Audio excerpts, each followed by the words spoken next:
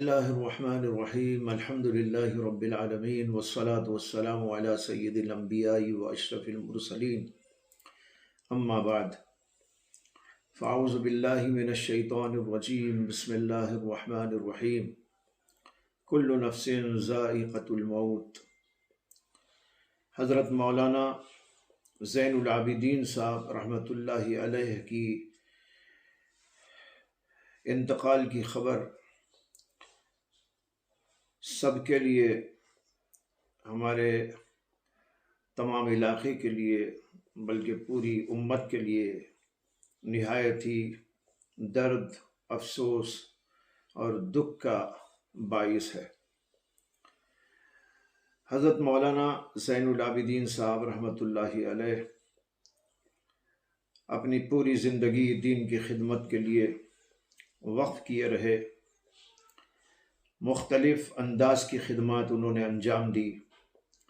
ایک طرف انہوں نے جامعہ قائم کیا مدرسہ شاہ ولی اللہ کے نام سے، اور وہاں پر دین کی، علم کی بڑی خدمات انجام دیں، اور آج تک وہ سلسلہ جاری ہے اور جاری رہے گا۔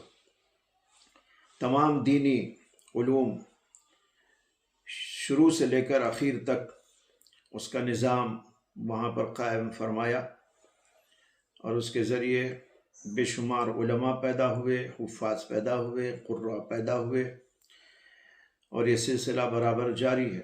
اس کے علاوہ حضرت مولانا نے مختلف تنظیموں سے جڑ کر دینی اور ملی عظیم الشان خدمات انجام دی، اور آخری عمر تک اس سلسلے میں وہ لگے رہے۔ پھر کچھ بیماریوں کا سلسلہ جاری ہوا، یہ بھی ان کے لیے حسنات میں شامل ہوگا، کفارہ سیئات بنے گا، رفع درجات کا باعث بنے گا۔ ان کی پوری زندگی دین اور ملت کی خدمت کے لیے وقف ہو گئی تھی، اور برابر وہ مسلسل جد و جہد میں لگے رہتے تھے۔